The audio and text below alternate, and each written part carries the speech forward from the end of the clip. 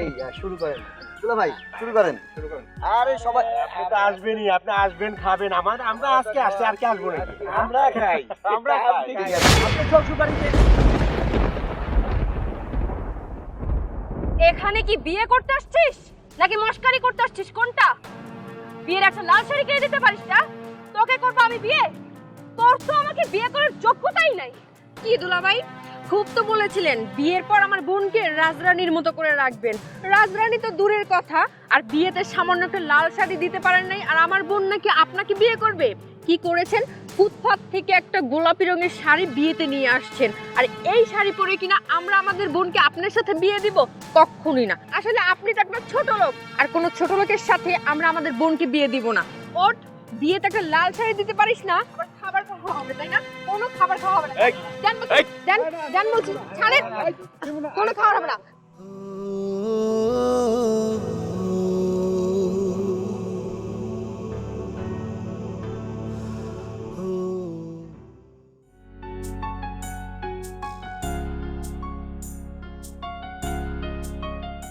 এই যে এইখানে একটু মাংস দেন, এইখানে। হ্যাঁ, আপনারা কিন্তু চায়া চায়া নিয়েন। পাইছেন তো, সবই পাইছেন তো? আচ্ছা, ঠিক আছে। এই উঠে পেলাম। আরে আপনারা কি করতেছেন? এদিকে এদিকে, এই যে হাই রে, এই যে এদিকে, এই যে প্লেট খালি হয়ে রয়েছে, দেন দেন এদিকে দেন। কই গেল? এই যে এদিকে খাবারগুলো দাও ঠিকঠাক মতো। আপনাদের যখন ভালো লাগে বলবেন, খাবারের কোনো সমস্যা নাই। আচ্ছা ঠিক আছে। ছাড়েন। এই বিয়ে সেবা, খাবার নিবেন না।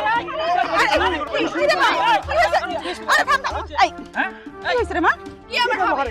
বিয়ে করতে আসছে, বিয়ের মধ্যে একটা লাল শাড়ি দিতে পারে না, আবার কিসের বিয়ে এখানে? কিসের বিয়ে মানে? এইখানে লাল শাড়ি দিতে পারে, দেখে খাবার নিয়ে যাবেন, অপমান অপদস্থ করবেন। অবশ্যই নিয়ে যাবো।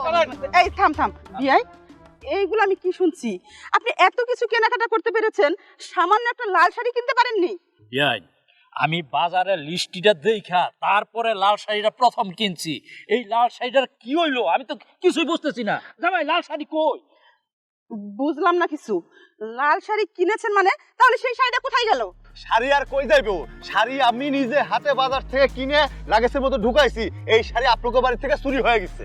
এই তুমি কি বলতে চাচ্ছ? তুমি কি বলতে চাচ্ছ যে শাড়িটা আমাদের বাড়ি থেকে চুরি হয়েছে? তা নাহলে কি আমরা চুরি করছি? আমরা চুরি করে সরাইছি। 47,000 টাকা দিয়ে আব্বা শাড়িটা কিনেছে। এই শাড়ি লোক সামলাইতে পারেন নাই, শাড়িটা সরাই দিচ্ছেন। এখন বলতেছেন শাড়ি আমরা আনিনি। চুপ, একদম চুপ।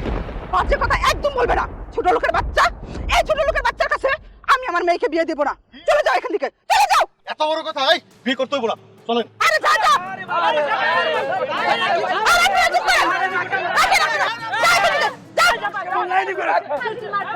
এটা বিয়ে বাড়ি। আসেন তো। আরে আরে আসেন। আরে শোন, আপনি আসেন। আরে বাবা আব্বা, এটি কোনো কথা হইলো? মা ঘর ভর্তি মেহমান, এদের মাঝখানে তুই টান দিয়ে কই নিয়ে যাইতাছিস? জামাই বাবাজি, তুমি ওর তাই না হেদিকে নিয়ে কই যাবে? এইখানে তো মীমাংসাটা করো না। আব্বা আপনি কোনো কথা কইবেন না। হ্যাঁ, সামান্য একটা লাল শাড়ির জন্য এখানকার মহিলা মানুষের কাছে আমাদের কথা শুনতে হবে? হ্যাঁ, লজ্জা করতেছে আমার হাড়ি থেকে থাকতে। কোনো কথা কইবেন না, চলেন আমার সাথে। আরে এটা কেমন হয়ে যায় না আব্বা? এই হুট করে এখন বিয়ে বাড়ি থেকে বাইরে হয়ে যাবো, পরে তো মানিজ্য নিয়ে টানাটানি হয়ে যাবো। মানিজ্জত তো এখনই যাইতাছে। এই শাড়ির জন্য যেসব কথাবার্তা বলতেছে ওই মহিলা মানুষ, কেমনে করে থাকি? আসেন তো, আসেন। আরে কথা কইবেন না, আসেন। শোন রে বাবা, আরে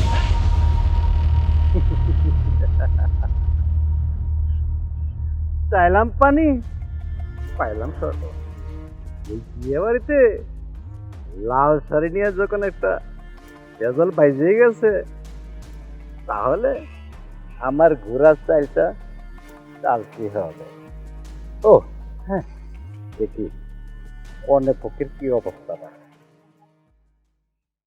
মা, আমার মনে হয় বিয়েটা ভেঙে দেওয়া উচিত হয়নি। আপু, এটা তুই কেমন কথা বললি?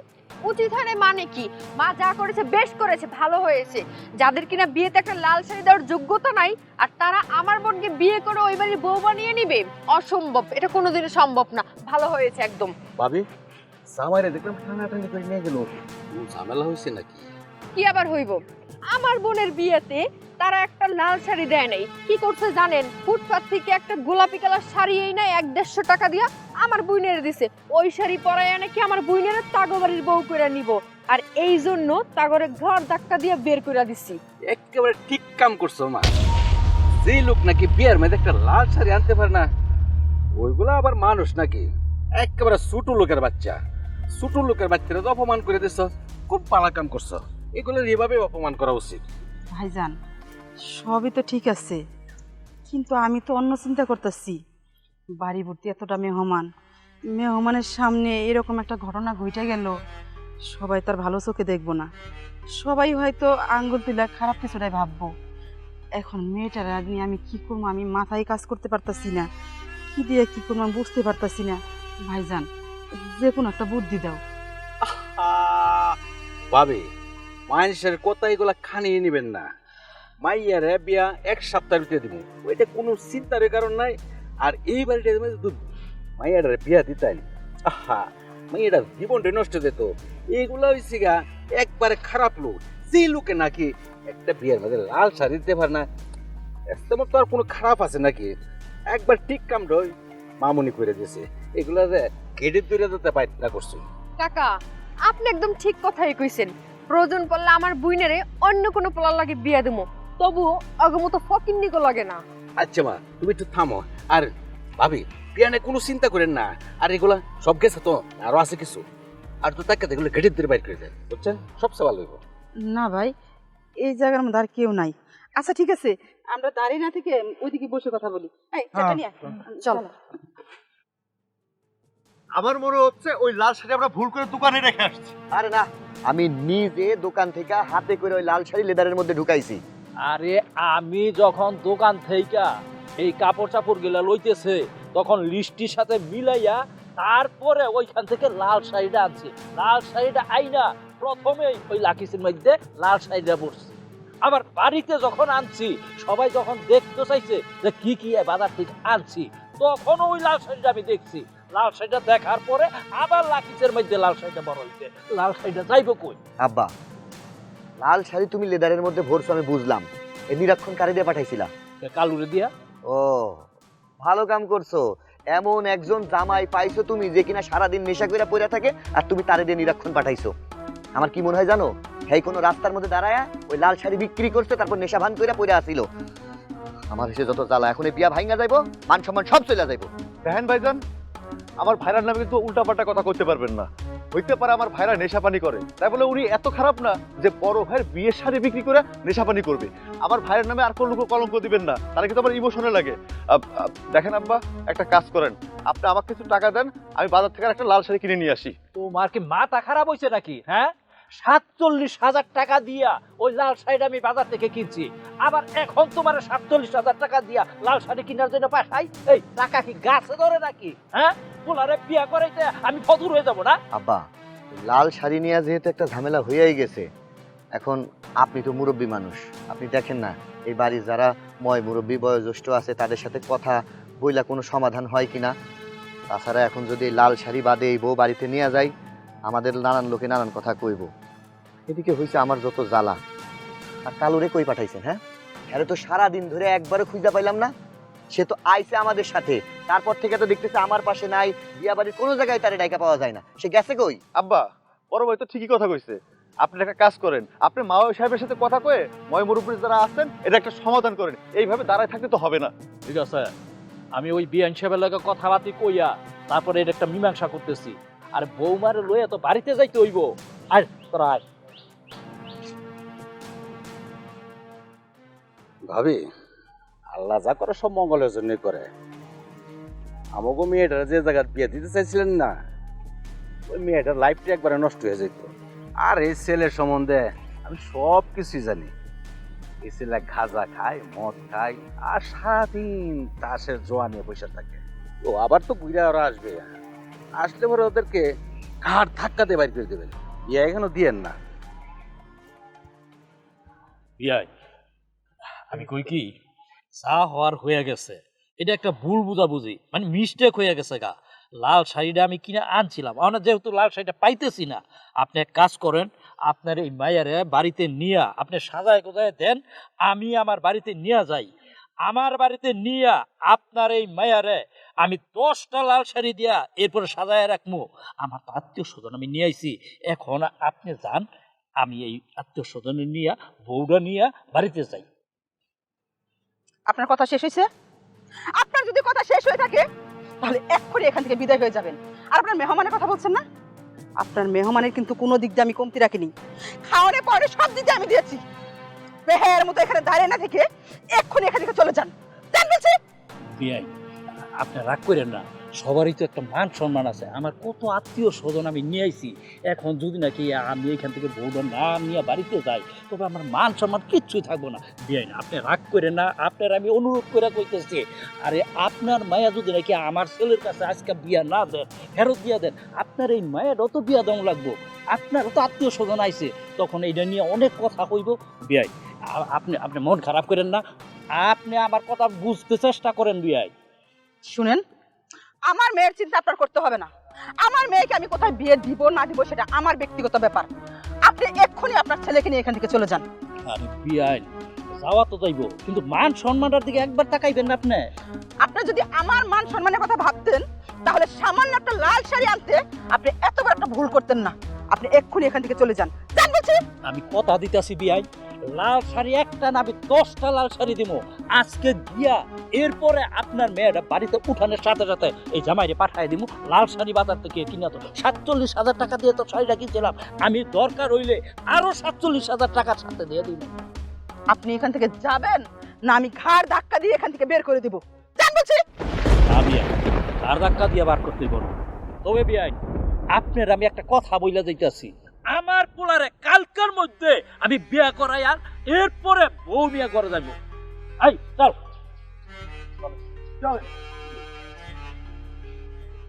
ভাবি, বিয়াটা ফাইন গেছেন, খুব ভালো কাম করছেন। এই নিয়ে আপনার কোনো টেনশন করবেন না, আমরা তো ভাবি আছি। রিপন ভাই, সেই অপেক্ষায় তো আছি। আচ্ছা ঠিক আছে, আপনারা এখানে বসেন, আমি একটু ভিতর থেকে আসি।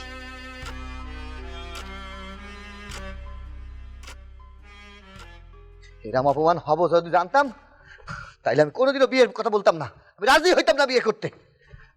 কি হইল, কি হইল এটা? সে কালু কই? বিয়া বিয়ার এই জীবন আমার হইব না। কালুর বাচ্চা কালু, সব কিছু করছে ওই কালুর বাচ্চা কালু। আব্বা, তোমার ওই জামাইরে যদি আমি পাই না, জ্যান্ত কবর দেয়া দিমু। আজকে সামান্য একটা লাল শাড়ির লোভ সামলাইতে পারে নাই, সেইটা বিক্রি করে সে গাঞ্জা খাইছে, মদ খাইছে, তারে সারাদিন বিয়া বাড়িতে দেখি নাই। আজকে এলাকার মানুষে আমারে দেখে হাসাহাসি করতেছে, বলতেছে যে পোলার নিশ্চয়ই কোনো দোষ আছে। খবরদার ভাইজান, কথাই কথা কিন্তু কালুর দোষ দিবেন না, কালুর দোষ দিবেন না। কালু যা মনে তাই করুক, ওটা বড় কথা না। কথা হলো এই যে 47,000 টাকা দামের শাড়ি, এই শাড়িটা দেখে ওই বাড়ির লোকজন লোভ সামলাইতে পারে না, ওরা চুরি করে বিক্রি করে দিছে। আর অযথাই শুধু আপনি কালুর দোষ দেন। কালুর দোষ দিলে কিন্তু আমার একটা ইমোশনে হিট লাগে। কালু করে না তাহলে করছেটা কি? ওই বাড়ির লোক ফকিন্নি না? আমি সব কিছু খোঁজ খবর নিছি, মেয়ের মা থেকে শুরু করে তাদের 14 গোষ্ঠী সবার টাকা পয়সার কোনো কিছু অভাব নাই। আমরা যাওয়ার লগে লগে কিন্তু খাবার দাবার সব কিছুই করছে, আর সামান্য একটা শাড়ি নিয়ে তারা বিয়ে ভাঙা দিব? আমার মনে হচ্ছে কি জানেন, ওই মেয়ে আপনারে ভালোবাসে না, ওই মেয়ের অন্য জায়গায় ইটিস পিটিস চলতেছে, এই জন্যই শাড়িটা চুরি করে বিক্রি করে দিছে। এখন দোষটা পাচ্ছে আমাকে, যাতে বিয়েটা ভেঙে যায়। খবরদার, আমি এই কথা বিশ্বাস করি না, করি না, করি না। এই মান সম্মান কি খেল তোক গেছে? হ্যাঁ, আমার যাই নাই। আমি কতগুলো আত্মীয় স্বজনরা দাওয়াত দিছি, আমার বন্ধু বান্ধবরা দাওয়াত দিছি, অফিসের যে স্টাফ আইছে তারা সবাই এই ঘটনাটা দেখা গেছে। আমার মান সম্মান রয়েছে। আমি গরুর টাকা দিয়েছি কসাইরে, বাবুর্চি রেট করে দিয়েছি। আমার হাজার হাজার মানুষ আইব কালকা, আর সেই বিয়া বাইকা গেছে, আমার মান সম্মান যায় নাই। এই যে ধর, এটা মাথায় দিয়ে পাঞ্জাবি পরা তুই থাকবি।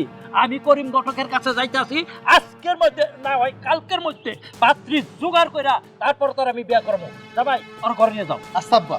আব্বা, আমি ওই মেয়েরে ভালোবাসছি, ওই মেয়েরই আমার পছন্দ, ওরে ছাড়া আমি কাউরে বিয়া করুম না। প্রয়োজনে আমি আইবুড়ো হয়ে সারা জীবন ঘরের মধ্যে থাকি। শোন, বেশি কথা কইস না। যেই মেয়ের তুই ভালোবাসছ সেই মেয়েরে বিয়া করা লাগবে এমন কোনো কথা নাই। মেয়ের মা যখন একটা লাল শাড়ি লেগে বিয়েটা ভাঙিয়ে দিচ্ছে, আমি সেই মেয়েরে বিয়া করাবো না। আমি ভালো একটা মায়ারে দেখা তোর বিয়া করাবো। যা ভাই, ঘরে যাও। আচ্ছা আব্বা, আপনি যান, আমি যাইতাছি। কোনো চিন্তা করবেন না। কি চিন্তা করুম না? কোনো চিন্তা নাই। আমার একখানি কথা, সাপ সাপ কথা, আব্বা যতই মেয়া দেখুক, আমি বিয়ার আসরে যামু না, যামু না, যামু না, বিয়া করুম না। বিয়া যদি করতে হয় তাহলে ওই মেয়ারে করুম, নাহলে আর কাউরে বিয়া করুম না আমি। ইস রে, পাগল হয়ে গেছেন আপনি। ওই মেয়েরা আপনি বিয়ে করবেন, আপনার কি একটু মনে হচ্ছে না, একটু বিবেকে বাধা দিচ্ছে না? ওই মেয়েরা যেভাবে চটাং চটাং করে কথা কয়ে আমাকে মান সম্মান ডুবাই দিল, অপমান করলো, অপদস্থ করলো, তারপরে ওই মেয়েরা আপনি বিয়ে করতে চাচ্ছেন? আর আব্বা যেহেতু গিয়েছে, একটা বিয়ের ব্যবস্থা করে আসবে, ওই মেয়ের সাথে সুন্দর একটা মেয়ে নিয়ে আসবে আপনার জন্য। চলেন ঘরে চলেন। ভাবি টেনশনের কি আছে? একবার মন মরা হয়ে বইয়ে রয়েছেন, মাইয়ার কি বিয়ে হবে না? আরে আমি থাকতে আপনার মাইয়ার বিয়ের কোনো চিন্তাই করেন না। এই ধরুন ছেলে আমার কাছে আছে, ছেলে নিয়ে কোনো টেনশন করেন না। ছেলে আছে মানে? হ্যাঁ, আপনি তো বলেন আমি কালকে আপনার সামনে পাহাড়ের মতো একটা ছেলে কারা করাই। বুঝলাম না কিছু। আজকে আমার মায়ের বিয়ে ভেঙে গেছে, কিন্তু আপনি কইতেছেন কালকে আমার মায়ের বিয়ে হইব, কিন্তু ছেলে পাবো কই? ভাবি পোলা তো না যেমন আগুনের একটা গুলা, 10 গ্রামের মধ্যে এমন পোলার একটাও নাই। আপনি যদি বলেন ভাবি তাহলে আপনার সামনে একবারে হাজির। হাজির তো করবেন। এই যে আপনারা কইতেছি, ছেলেটা কে, ছেলের বাড়ি কই, ছেলের বাবার নাম কি, ছেলের নাম কি, আপনি তো কিছুই কইতেছেন না। আপনি সবকিছু আমার বুঝাই এখন। ভাবি নাম কইতে হইব কে? আপনি কি ভাবি আমার প্রতি বিশ্বাস নাই? আপনি আমার উপর বিশ্বাস রাখেন, আপনি একবার টেনশন করেন না, খালি একবার বলেন, আমি সব কিছু ভাবি রেডি করে রাখছি। আহা ভাইজান, আপনি এটা কেমন কথা কন? আপনার আমি কেন বিশ্বাস করুম না? আপনি তো আমগো নিজে লোক। আপনার যদি বিশ্বাস নাই করতাম তাহলে কি আপনার আমগো কাজের মধ্যে রাখতাম না। এখন আপনি কোন ছেলেটা কেডা? আরে ভাবি পোলা এমন কেউ না, পোলাটা হচ্ছে ভাবি আমারই পোলা রাজ। কি বললেন? আপনার ছেলে রাজীব? আপনার ছেলে রাজীবের সাথে আমি আমার মেয়েকে বিয়ে দেব? আপনার সাহস তো কম না। আপনি কোন সাহসে কথা বললেন? আপনার ছেলে যে ভালো তার কোনো প্রমাণ আছে? কোনো প্রমাণ নেই। আর আপনার ছেলে যে খারাপ সেটার অহরহ প্রমাণ আছে।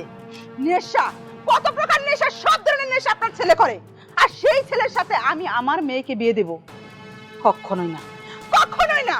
প্রয়োজন হলে আমি আমার মেয়েকে একটা রিকশাওয়ালার কাছে বিয়ে দেব, তাও আপনার মতো ছেলের কাছে আমি আমার মেয়েকে বিয়ে দেব না। ভালোই ভালোই এখান থেকে যাবেন, নাকি আমি ঘাড় ধাক্কা দিয়ে বের করবো? ভাবি কি আমাকে অপমান করলেন? বড় গাছ থাকলে সবাই চাকরি দিবে, আর আপনার মাইয়া আছে আর আমার ছেলে আছে, তাই আমি প্রস্তাব দিলাম, সেজন্য আপনাকে আমাকে অপমান করলেন। এক্ষুনি এখান থেকে বের হয়ে যাবি, যা বলছি। হিসাবটা মিলেই নেব। এক গাঞ্জাখোর বিদায় করছি, আর এক বাবাখোরের বাবাই হাজির।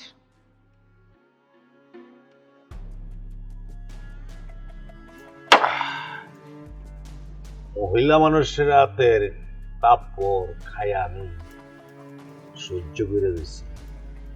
আমার তো মনে চাইতেছে এই মহিলার একবারে টাইনা সিরা খাইয়া হবে। জন জি উস্তাদ।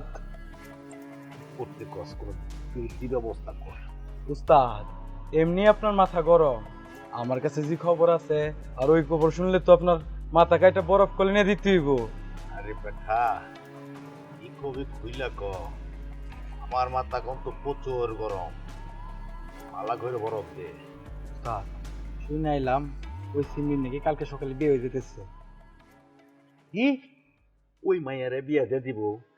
আমারে না জিগায়া এত বড় সাহস ওর মাইয়ার আর আমার ফুলারে একা একা ঘুরবো পাগলের মতন? আমি কি ছায়া ছায়া দেহুম? ওই মাইয়া কেমনে শান্তিতে থাকে কিভাবে গড় করে ওইটা আমি দেখে দিব, ওইটা আমি দেখে দিব। সুযোগ নিয়ে আমার মাথা বরফ দেয়। উস্তাদ উস্তাদ ঠান্ডা উস্তাদ। হ্যাঁ বুদ্ধি বের কর, কি করা যায়।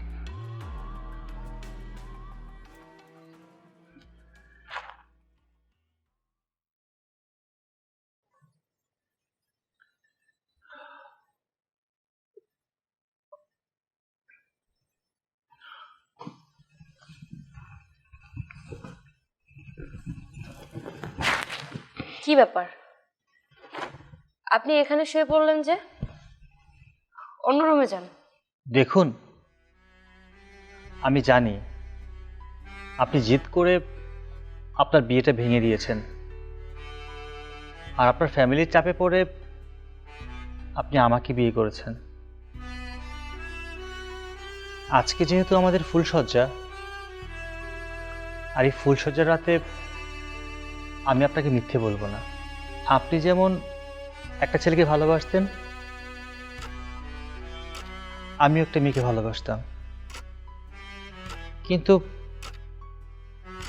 আমার ভালোবাসার মানুষটা আমার সাথে বেইমানি করেছে। যাকে নিয়ে আমি স্বপ্ন দেখেছি, যাকে নিয়ে আমার পুরো পৃথিবীটা ছিল, সে আমাকে ছেড়ে অন্য একটা ছেলেকে বিয়ে করেছে। তাই আমিও জেদের বসে আপনাকে বিয়ে করেছি। আপনি যতটুকু জানেন, আমার জেদের কারণে আমি আমার আগের বিয়েটা ভেঙে দিয়েছি, কিন্তু এটার পেছনে একটা কারণ আছে, যে কারণটা হয়তো বা আপনি জানেন না, কিন্তু আপনার জানার দরকার। যেহেতু আপনি আমাকে বিয়ে করেছেন, আমার উপর আপনার একটা অধিকার আছে, কিন্তু সেই অধিকার আপনি কখনোই পাবেন না, কারণ আমার সাথে যার বিয়ে ঠিক হয়েছিল তাকে আমি এখনো ভালোবাসি। তাকে ভালোবেসে বিয়ে করতে চেয়েছিলাম, সারাটা জীবন একসাথে থাকতে চেয়েছিলাম, সুখের সংসার করতে চেয়েছিলাম, কিন্তু কিন্তু সে আমার সাথে যেটা করেছে না, সেটা কখনোই মেনে নেওয়া সম্ভব না। আপনিই বলুন, যে মানুষটা একটা মানুষকে ভালোবাসে, সে কি তার জন্য কোনো কিছু আনতে ভুলে যাবে? বিয়ের লাল শাড়ি, যেটা আনতে উনি ভুলে গিয়েছে। আবার বিয়েতে সে আমাকে ফুটপাতের একটা শাড়ি দিয়েছে। বিয়ের দিন যে এমন একটা শাড়ি দিতে পারে, সে ভবিষ্যতে আমার কতটুকু টেক কেয়ার করবে আপনিই বলুন। তাই জেদের বসে আমি বিয়েটা ভেঙে দিয়েছি। তবে হ্যাঁ, ভালো আমি এখনো তাকেই বাসি, আপনাকে কখনো ভালোবাসতে পারবো না। তাই আপনি আমার কাছে এমন কোনো কিছু দাবি করবেন না যেটা আমি পালন করতে পারবো না। আমি আপনার উপর কোনো জোর করব না, কারণ আমি ভালো করেই জানি জোর করে কখনো মানুষের মন পাওয়া যায় না, আর ভালোবাসাও পাওয়া যায় না। কিন্তু আমি আপনাকে ছোট্ট একটা অনুরোধ করব, আপনি কি রাখবেন? যদি রাখার মতো হয় তবে রাখবো, আর যদি না হয় তাহলে আমার পক্ষে সম্ভব না। দেখুন, আমার মা বাবা খুব শখ করে আপনাকে এবারে বউ করে নিয়ে এসছে। আমি চাই না আমার বাবা মা কষ্ট পাক, তারা কখনো জানতে পারুক যে আমরা স্বামী স্ত্রী, বাট আমাদের মধ্যে কখনো স্বামী স্ত্রীর সম্পর্ক হচ্ছে না, এটা যেন তারা কষ্ট পাক। আমি আপনাকে অনুরোধ করছি, শুধু আপনি কাউকে বুঝতে দেবেন না যে আমাদের মধ্যে স্বামী স্ত্রীর কোনো সম্পর্ক নেই। আপনিও আলাদা থাকবেন, আমিও আলাদা থাকব, শুধু আমার সাথে স্ত্রীর অভিনয়টা করে যাবেন, সবাই বুঝতে পারে আমরা স্বামী স্ত্রী, আমার বাবা মা যেন কখনো কষ্ট না পায়। অবশ্যই, তাদের সামনে অভিনয় না করলে তারাও কষ্ট পাবে, আর যখন আমার মা বাবা জানবে আপনাকে আমি স্বামীর অধিকার দেইনি, তখন তারাও কষ্ট পাবে। তাই আমি চাই না কারো মনে কষ্ট দিতে। আচ্ছা ঠিক আছে, তাহলে আপনি শুয়ে পড়ুন, আমি নিচে ঘুমাচ্ছি।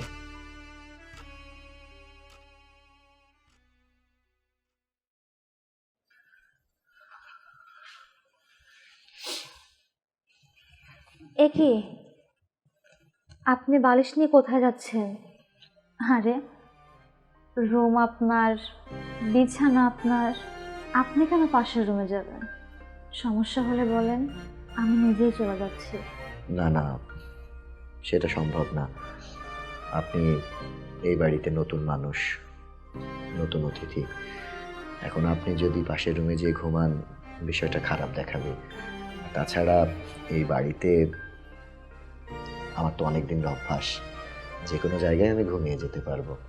দেখুন, এখন যদি আপনি এই সময়টাতে পাশের রুমে গিয়ে ঘুমান, হঠাৎ করে যদি কারোর চোখে পড়ে, তারা কি ভাববে একবার আপনি নিজেই ভেবে দেখুন। আজকে আপনাকে কিছু কথা বলবো, কিছু মনে করবেন না।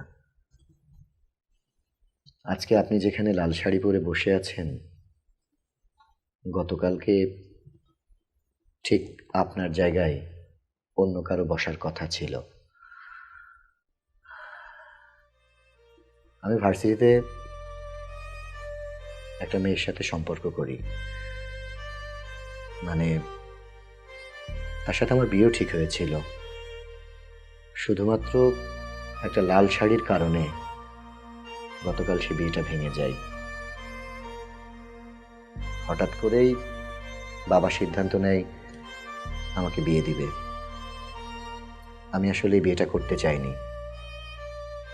শুধুমাত্র আমার পরিবারের মানুষ, এই সমাজের মানুষ আর আমার বাবাকে কষ্ট দিব না বলেই আপনাকে এই বাড়িতে বউ করে নিয়ে এসেছি। আসলে আমি ওই মেয়েটাকে খুব ভালোবাসি, খুব চাইতাম। আজকে চাইলে পারতাম আপনাকে এই কথাটা লুকাতে, কিন্তু দুদিন পর তো এই কথাটা আপনি জানতেনই।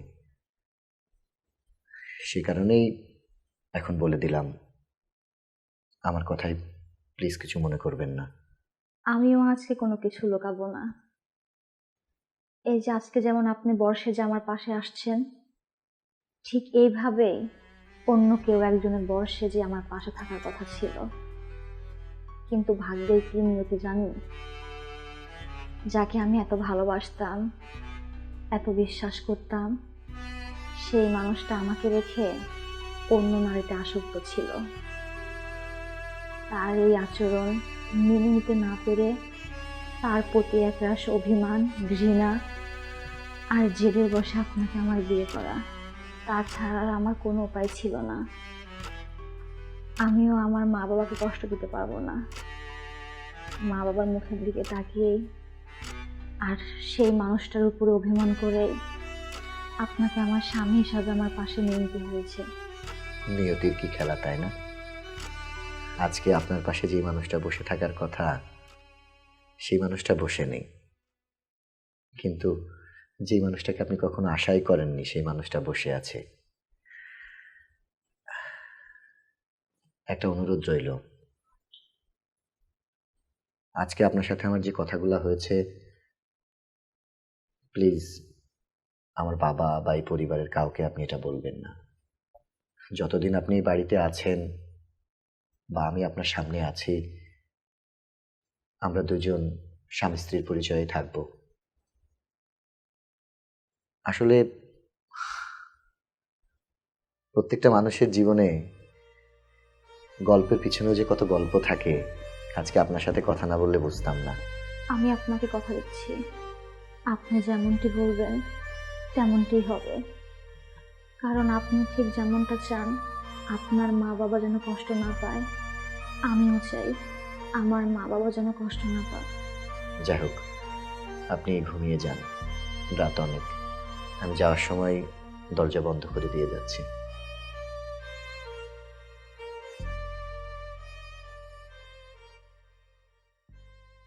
কি ব্যাপার, বাসা থেকে ঘুরতে বের হবে বলে নিয়ে এলে, এখন হেঁটেই যাচ্ছ, অথচ কোনো কথাই বলতেছো না। নাকি আমাকে নিয়ে তোমার ঘুরতে বের হয়ে কষ্ট হইতেছে?